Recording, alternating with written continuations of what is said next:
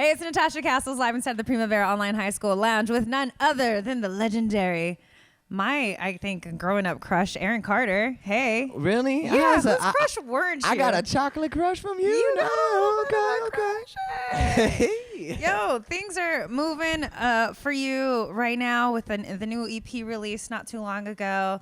The single's moving. How are you feeling? I mean, it's just overwhelming. It's kind of hard to really put my head around it right now because it's my music. I create it. You know, so You produce it. I produce it. I write it. I'm also my executive producer on the project. I direct my videos. I have a lot of creative control. And to see something huge coming out of that from my own work gives me a lot of gratification. How's that different from, when you were making music before, especially like in your teenage years? You didn't have that much creative control as of then, I'm assuming. No, I mean, I didn't have any creative control.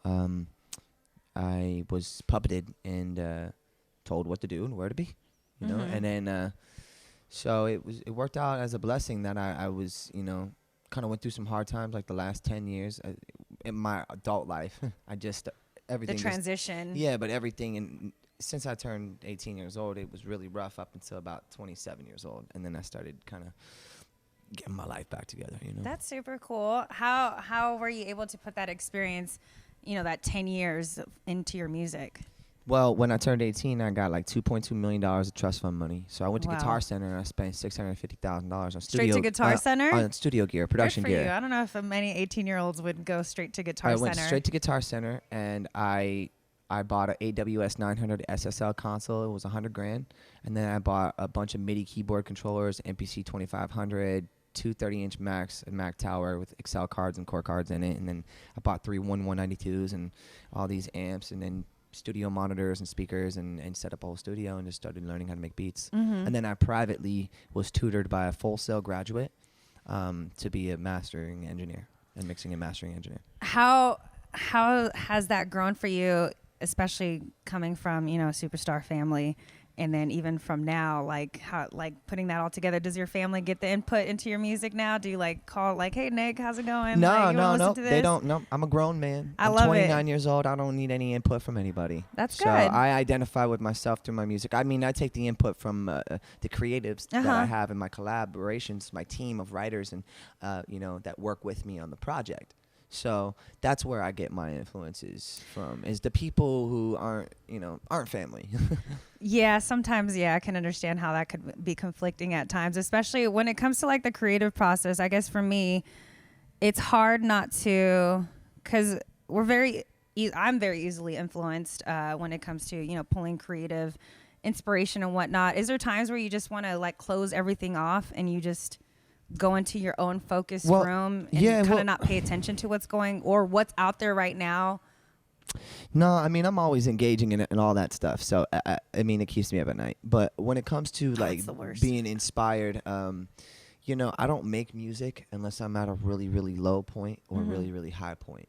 So the EP was written about one girl, my ex-girlfriend, who did me dirty, and didn't love me and was ashamed of me. And her friends made fun of her for being with me, and she believed them, and she lost me.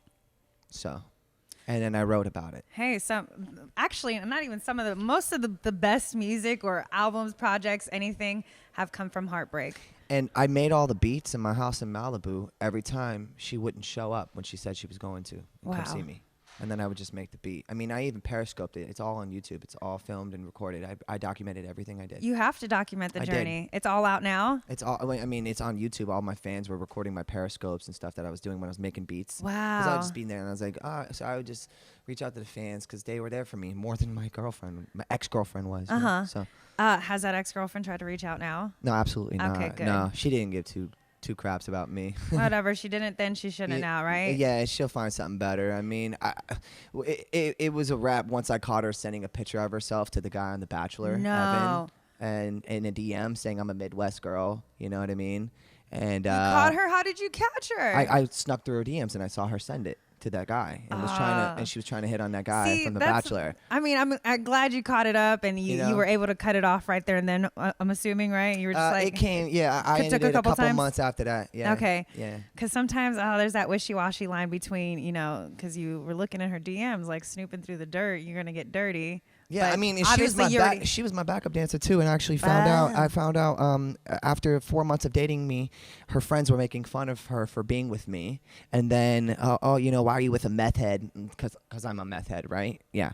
Why are you with a meth head and all this stuff? And you need to get out of that. And she said to them on Facebook when we were touring in England, it was just me and her, and she was backup dancing for me, and she said, "I'm just using him for my resume." Wow. Well, I mean, I'm glad you were able to move on from that situation. So yeah, that's what happened from that. You're not a good job reference for her. I think she can't Apparently use you on not. her resume. Apparently, yeah, no. No, you don't put Aaron Carter's name on your resume. Yeah, don't do that. That's all. Now, Yeah. I mean, you're in a good position now. We got the new EP. You're in a I'm relationship not worth it. now. I'm not worth to put on your resume, No, not because of that. I'm saying like you No, I'm wouldn't just be saying, like you you know. can't call me up like I'm No. not going to be your job reference. No, Nuh-uh. mm-mm. New EP.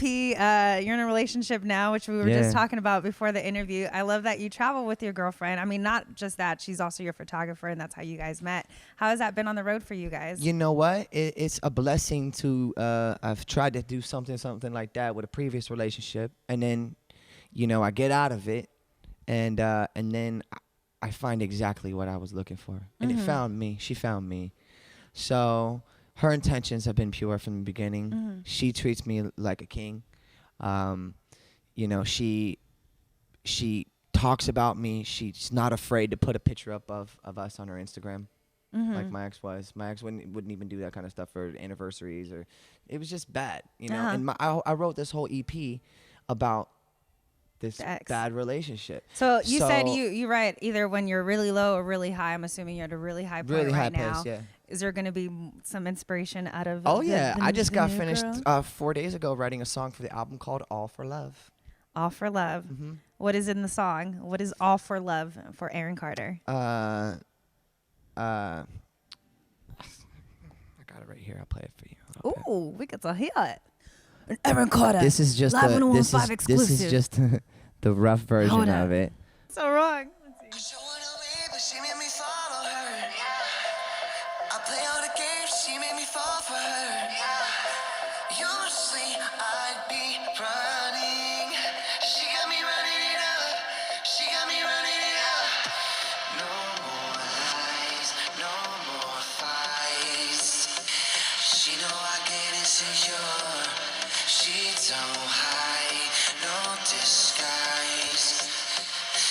Let's see.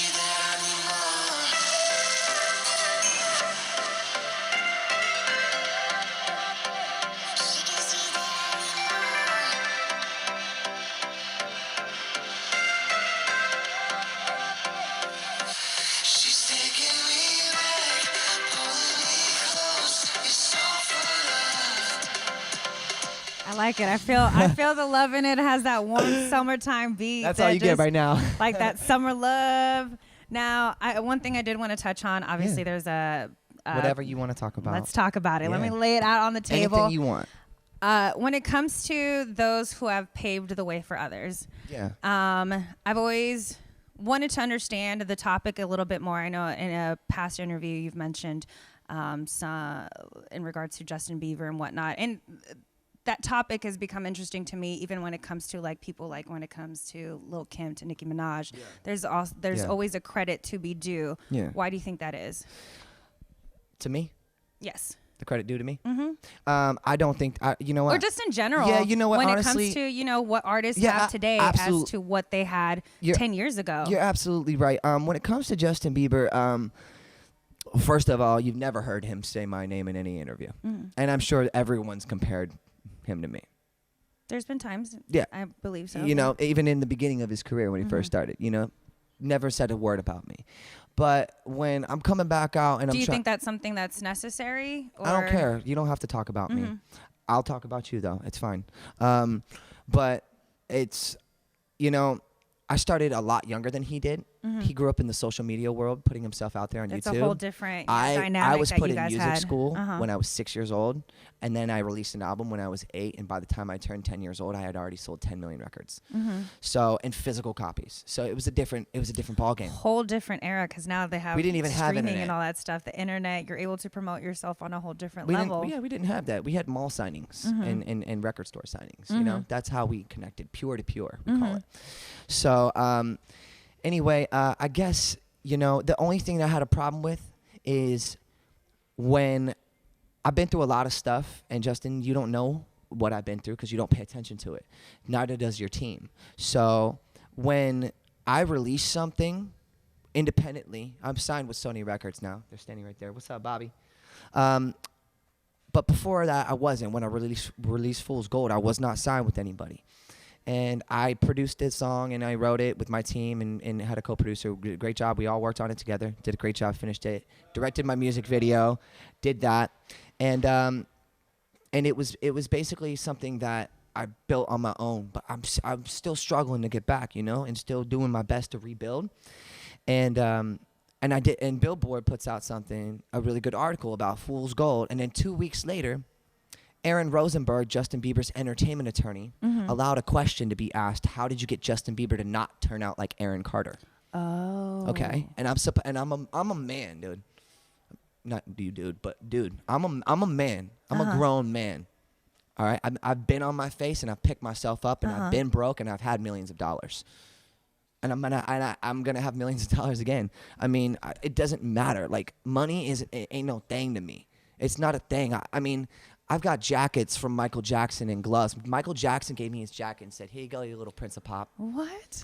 Yes, I have his jacket. That's and crazy. It's documented. It's all over the internet. Like, I smashed his birthday cake in his face. Michael Jackson told me, "When I'm gone, you're the king of pop."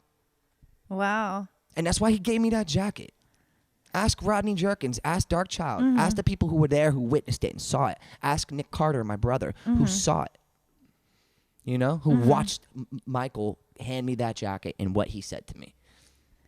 That's wild. I didn't know that was what was said in the interview. And that's what was said. And you don't think that, how did you get Justin Bieber to stop throwing eggs at people's houses?